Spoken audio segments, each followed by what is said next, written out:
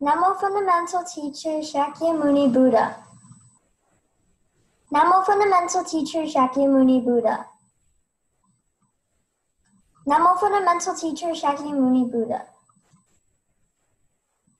My name is Tracy Tran, and today I'm going to be reading The Mystery of the Missing Necklace, Chapter 1, One Crime Leads to Another. Interpreted by Ben Karinagoda Piatissa, stories told by Todd Anderson. Once upon a time, King Brahmadatta was ruling in Benares in northern India. After completing his education, the enlightenment being became one of his ministers. One day, the king went on an outing to his pleasure garden. A big crowd from the court went with him. They visited many parts of the lovely park. Near a cool forest, they came upon a beautiful clear pond. The king decided to go for a swim, so he dove into the water. Then he invited all the ladies in his harem to join him in the refreshing pond.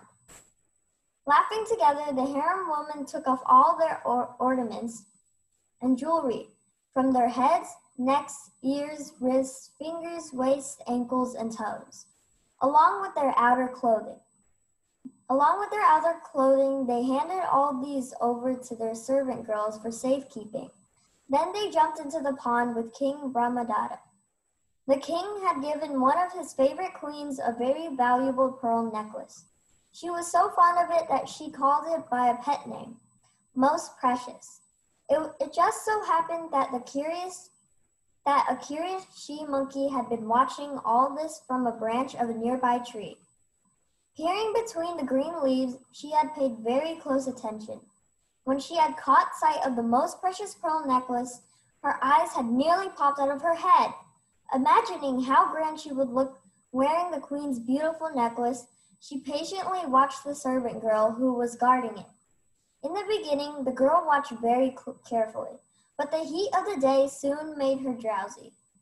When the she-monkey saw her start to snooze, she swung down from the tree as fast as the wind.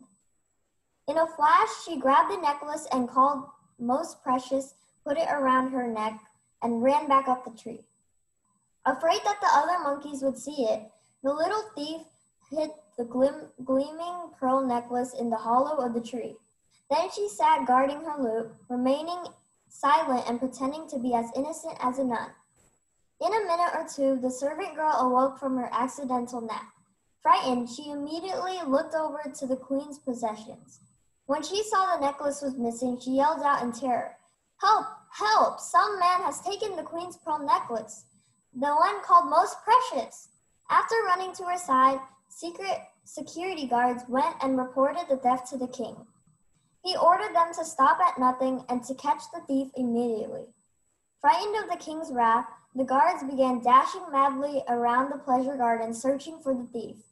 At that very moment, there happened to be a poor walking man just outside the garden. He was on his way back to his far-off home village after paying his meager taxes to the royal treasury. The commotion from inside the park scared him, and he started running away.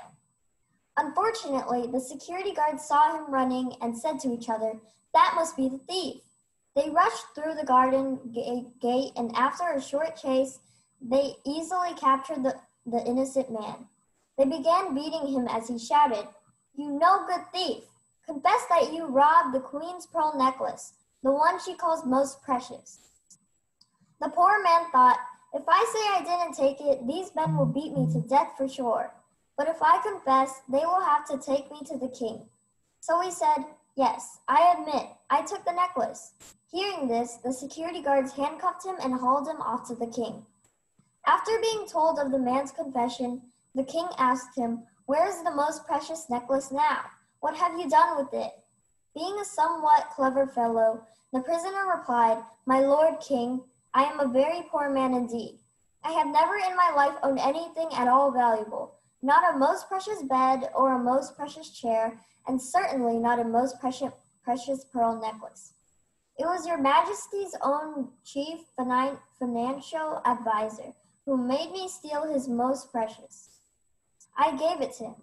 He alone knows where it is now."